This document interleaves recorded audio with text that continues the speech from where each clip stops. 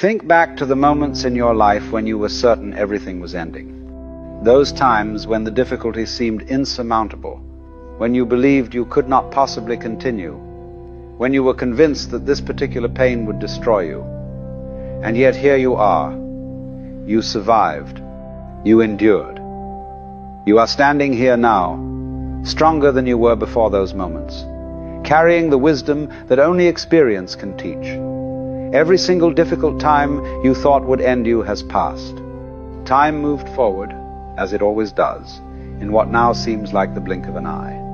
And this reveals something crucial. Time will pass regardless. The question is not whether it will pass, but how you choose to spend it while it does. Will you spend it in constant battle with what is, or will you recognize that this too shall pass, just as everything before it has passed? The most extraordinary thing about human suffering is that the vast majority of it never actually happens. We torture ourselves endlessly with scenarios that exist only in imagination, with futures that never arrive, with catastrophes that never materialize. As the Roman philosopher Seneca observed, we suffer more often in imagination than in reality. And if you examine your own experience honestly, you will find this to be absolutely true. Right now, in this present moment, ask yourself, what is actually wrong? Not what might go wrong tomorrow.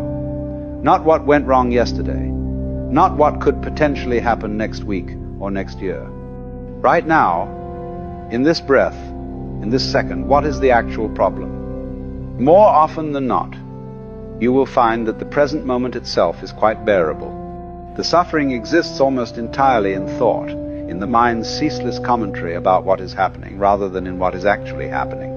This is the peculiar trap of human consciousness. We have been given the ability to remember the past and imagine the future, and we use these gifts to create elaborate prisons for ourselves. We take one difficult moment and project it forward infinitely, convincing ourselves that this pain will last forever, that this situation defines us, that there is no way out. But this is fiction. This is the mind telling stories, and we believe these stories so completely that we mistake them for reality. Here is something you must understand. Life is fundamentally, irreducibly uncertain. You cannot know what will happen next. You cannot control outcomes. You cannot guarantee that things will work out as you hope. And the suffering you experience comes not from this uncertainty itself, but from your desperate attempt to escape it, to achieve certainty where none exists, to control what cannot be controlled. You are exhausting yourself, fighting against the basic nature of existence. It is like standing in a river and demanding that the water stop flowing. The water will continue to flow regardless of your demands, and you will simply tire yourself out with the effort of resistance. But the moment you stop fighting, the moment you accept that the river flows and that you are in it, something remarkable happens. The struggle ceases, and without the struggle, there is peace. Now, you have spent your life believing that happiness is something you must pursue, something you must achieve, something that exists outside of you, waiting to be found. You think, I will be happy when I get this job, when I find this relationship, when I achieve this goal, when circumstances align in this particular way. But this is backwards.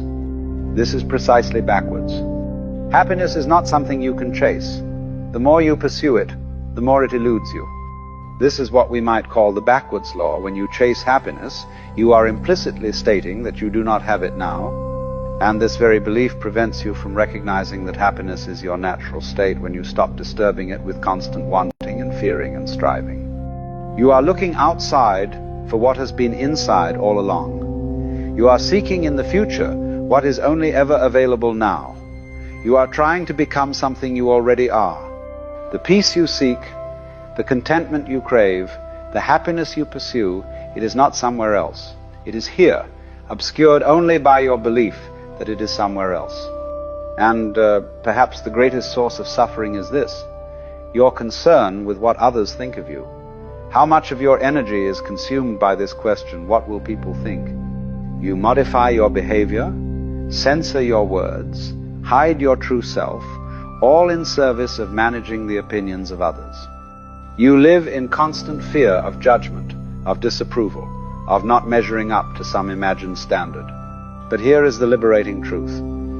People are not thinking about you nearly as much as you imagine.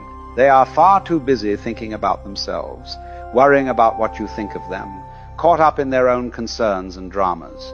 The audience you imagine watching and judging your every move, it does not exist. You are performing for ghosts, and even if they do judge you, even if they do disapprove, what is it that they are judging? They are judging their idea of you, their interpretation of you, their projection onto you. They are not seeing you as you actually are. They are seeing their own thoughts about you. And you are doing the same thing, judging yourself according to what you imagine they might be thinking, which is itself a creation of your own mind.